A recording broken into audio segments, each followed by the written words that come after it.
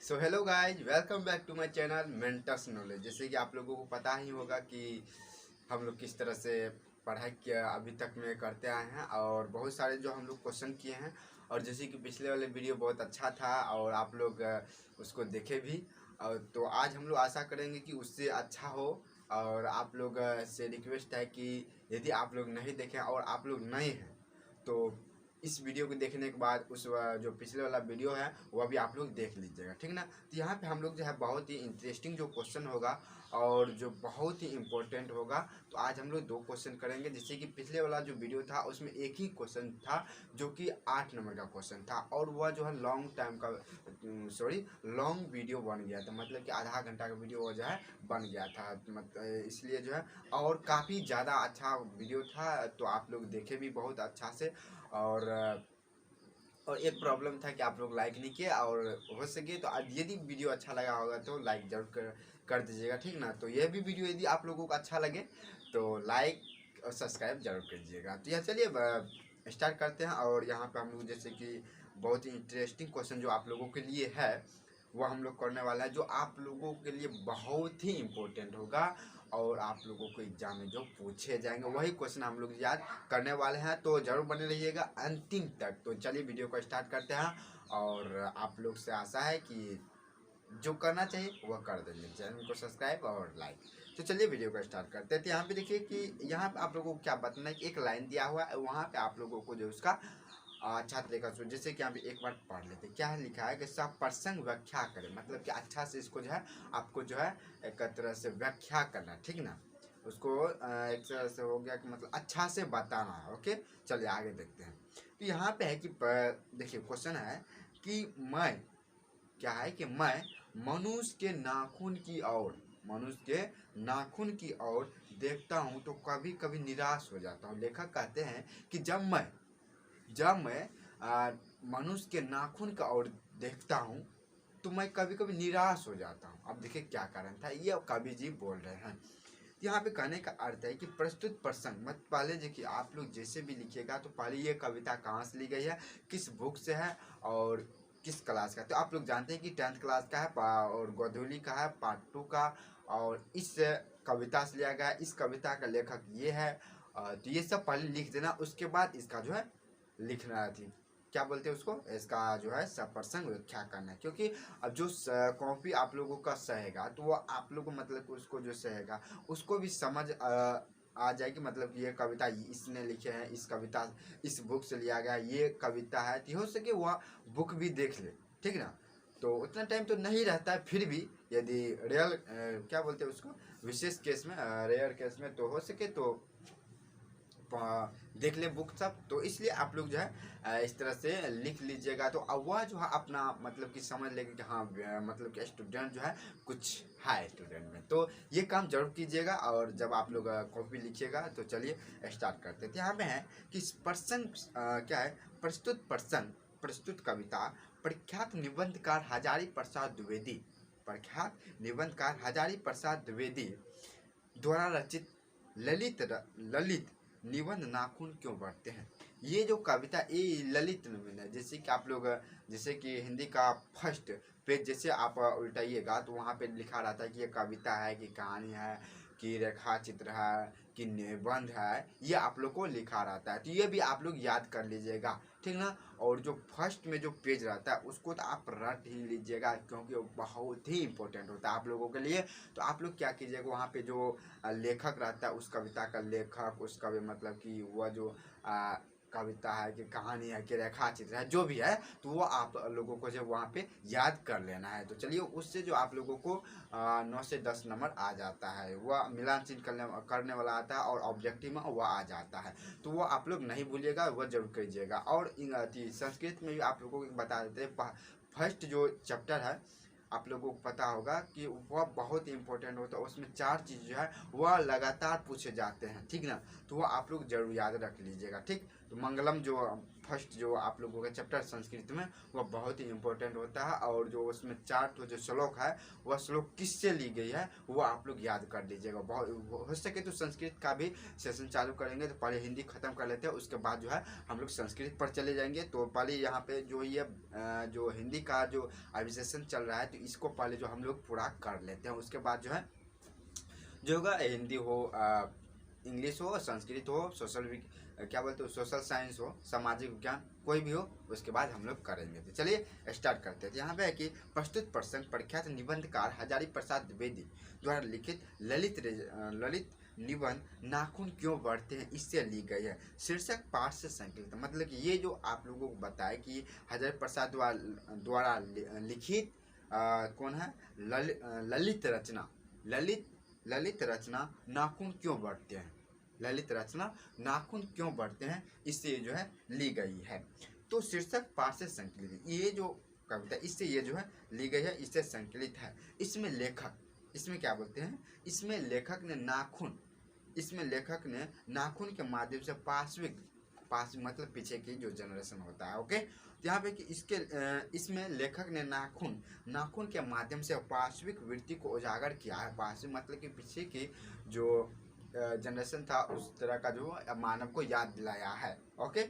चलिए आगे देखते हैं। और यहाँ पे उजागर किया है। आज मनुष्य अपने रूप को भूलकर, आज मनुष्य अब मतलब कि पिछले जनरेशन को भूलकर, आज मनुष्य अपने रूप को भूलकर पार्श्विक वृत्ति को अपनाने में लगा है। मतलब कि अब के जनरेशन उस अभी के मतलब अभी का जो चल रहा है मॉडर्न लाइफ वो अपना जो है जी रहे हैं। यहाँ पर वही कवि जी बता रहे कि आज मनुष्य अपने रूप को भूलकर पार्श्विक वृत्ति को अपनाने लगे हैं। विकास की लंबी दूरी तय करने के बाद, विकास की लंबी दूरी तय करने के बाद उसके भीतर क्या है, पशुता छिपी हुई है।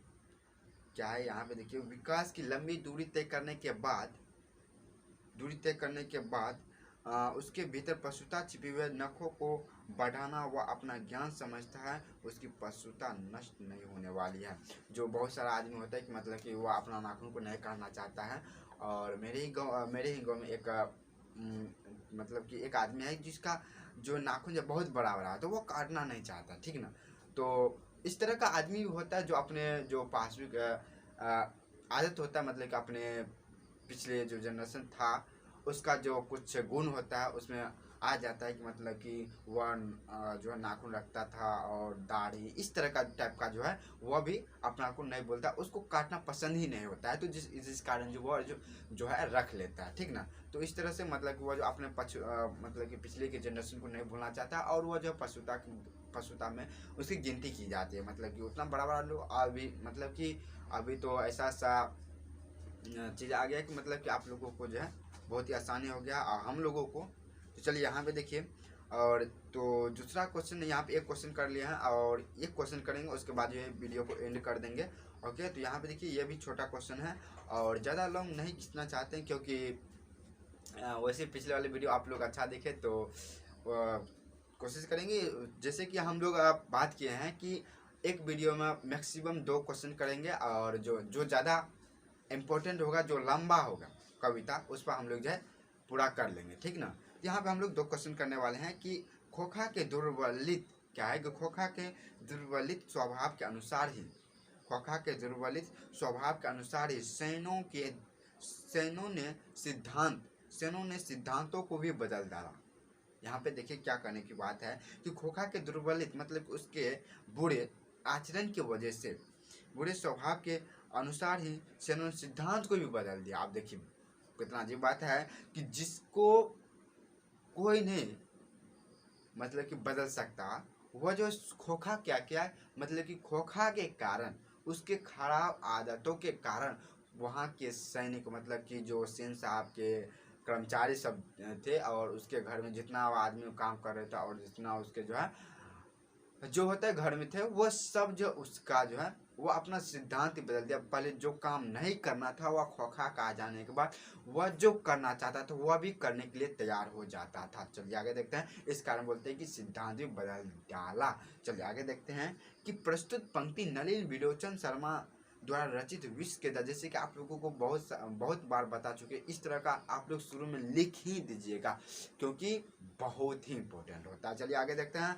प्रस्तुत पंक्ति नलिन बिलोचन शर्मा द्वारा रचित विश्व के दांत शीर्षक कहानी से संकलित है। इसमें लेखक ने सेन दंपत्ति के लिंग भेद, सेन दंपत्ति मतलब कि क्या बोलते हैं उसको, जो दौलत होता है, ठीक ना, इस तरह से मतलब कि लेखक ने सेन दंपत्ति की लिंग भेद संबंधित भेदभावपूर्ण नीति पर प्रकाश डाला। मतलब कि इसमें जो सेन साहब जो है वह जो कहानी है इसमें जो है भेदभाव का जो है थोड़ा सा जिक्र किया, क्यों मतलब कि वह जो है और मतलब अपने बेटे और जैसे कि उसको जो 5 बेटियां थी और जिसके कारण वह जो बहुत भेदभाव कर रहा था, लड़की को जो बहुत कड़ी शासन रखता था और खोखा जो है पूरा फिर वह गलती काम भी करता था। तो सही है, सब चीज़ सही है। जैसे कि ये वाला वीडियो हम लोग पिछले कर चुके हैं, बहुत लंबा वीडियो था, तो आप लोग वो वाला वीडियो जरूर देख लीजिएगा।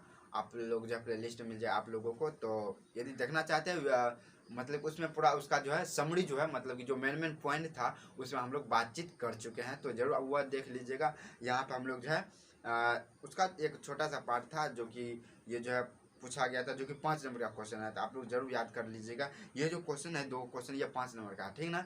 एक क्वेश्चन यदि 2 क्वेश्चन में से एक क्वेश्चन आ जाता है तो आप लोग को 5 नंबर कोई नहीं रोक सकता। ओके, यहाँ पे ये क्वेश्चन आप लोग जरूर याद कर लीजिएगा। चलिए देखते हैं कि हाँ, तो यहाँ में हम लोग देख लिए कि विश्व के दांत शीर्षक पाठ से संकलित है। यह नलिन बिलोचन शर्मा द्वारा लिखा गया। इसमें लेखक ने सेन दंपत्ति की लिंग भेदभाव की नीति पर प्रकाश, मतलब कि सेन साहब द्वारा भेदभाव जिस तरह से किया जाता था उसका यहाँ पे प्रकाश डाला है नलिन बिलोचन शर्मा जी ने।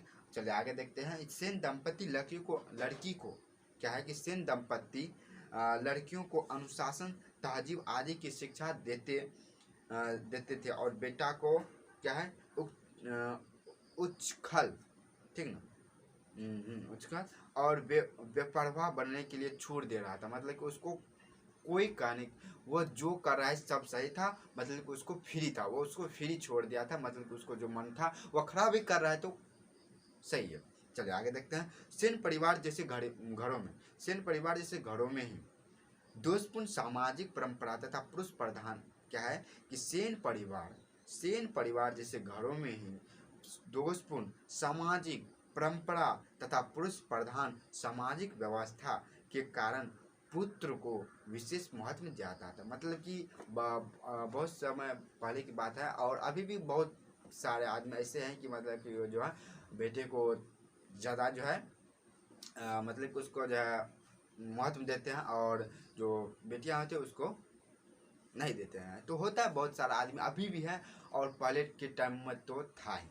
तो इसी तरह से सेन साहब भी पहले के ज़माने के थे और उसका कहानी अब यहाँ पे जो है नलिन बिलोचन शर्मा जो है मतलब कि यहाँ पे लिखे हैं। और पहले का जो सेन साहब थे उसके बारे में बता रहे कि मतलब जिसके पास 5 बेटियां थी और एक बेटा था और अपने बेटी को जो बहुत ही कड़ी शासन रखते थे और उसको जो मतलब भेदभाव किया जाता था उसके साथ में, तुमको ये काम नहीं करना, ये काम करना है, तुमको घर से बाहर नहीं जाना है, इस तरह से उसको जो है मतलब कि कड़ी शासन में रखा जाता था। अभी भी बहुत सारा आदमी ऐसा है जो कि मतलब कि इस तरह का काम करता है, मतलब कि अपने बेटी को उतना नहीं महत्व देते हैं। चलिए आगे देखते हैं, इस सबको बात को छोड़ते हैं यहीं पे। और सामाजिक व्यवस्था के कारण पुत्र को विशेष महत्व दिया जाता था, चाहे वह कुपुत्र ही क्यों न हो, चाहे वह बेटा किस भी टाइप का क्यों ना हो, कुपुत्र भी क्यों ना हो, वह उसको जो पहले के टाइम में जो उसको महत्व दिया जाता था। समझ में आ गया होगा आप लोगों को। तो कुपुत्र नहीं बना, ठीक, कुपुत्र नहीं बना, सॉरी कुपुत्र, ठीक ना। तो सब आप लोग को जो भी करना है अपने मन से करना है लेकिन अच्छा काम करना। ओके, चलिए आगे देखते हैं। जबकि सर्वगुण संपन्न मतलब कि सभी गुण से संपन्न लड़कियों मतलब कि बेटियां को हाई दृष्टि आप लोग समझ गए होंगे, मतलब कि एक खराब नज़ारा से उसको जो है देखा जाता था, हाई दृष्टि से देखा जाता था। मतलब कि बेटा कुपुत्र वो हो जो उसको महत्व में क्या दिया जाता था, लेकिन बेटी स्वपूर्ण मतलब कि सभी गुण से संपन्न, सब चीज़ में ठीक ठाक, सब चीज़ में ठीक हो तब पर उसे हाई दृष्टि से देखा जाता था। इस तरह से सेन साहब जो अपने बेटा और बेटियों में फर्क करते थे, भेदभाव करते थे। तो ये आप लोग को समझ में आया होगा। और यहाँ पे देखिए कि हम लोग 2 क्वेश्चन किए, तो इसका PDF आप लोगों को मिल जाएगा। तो आप लोग जो है डिस्क्रिप्शन जाइएगा, वहाँ पे आप लोग को लिंक मिल जाएगा, टेलीग्राम ज्वाइन कर लीजिएगा और वहाँ पे जो है इसका PDF हो, लेटेस्ट न्यूज हो, जो भी हो, जैसे कि हम लोग पिछले वीडियो की तरह बात करते आए हैं, तो इसी तरह वही बात हम लोग इस वीडियो में करने वाले हैं। तो रिपीट नहीं करना चाहते हैं, तो यदि आप लोग पिछले वाले वीडियो देख लिए होंगे तो आप लोगों को पता ही होगा कि अब क्या करना चाहिए। चलिए आज के लिए इतना है, और ज़्यादा वीडियो को लॉन्ग नहीं खींचना चाहते, तो हम लोग 2 क्वेश्चन किया जो टारगेट था, और हम लोग जो है इसी तरह के पिछले वाले वीडियो जितना भी था उसमें हम लोग बहुत अच्छा से बात किए थे। और जो आने वाला वीडियो भी है मेरा नेक्स्ट वीडियो, उसमें भी बहुत एनर्जी के साथ और जो अच्छा से हम लोग मतलब कि बातचीत करेंगे। और आप लोग जो है यदि नए हैं तो सब्सक्राइब जरूर कर लीजिएगा और लाइक जरूर कीजिएगा, और हो सके वीडियो अच्छा लगा हो तो शेयर जरूर कीजिएगा। चलिए अब मिलते हैं अगले वाले वीडियो में। तब तक के लिए आप लोग यहाँ तक बने रहने के लिए बहुत बहुत धन्यवाद, और मिलते हैं अगले वाले वीडियो में। यदि आप लोग थोड़ा सा भी वीडियो अच्छा लगा हो तो लाइक जरूर कर दीजिएगा जाते जाते। तो अब मिलते हैं अगले वाले वीडियो में, आज के लिए इतना ही।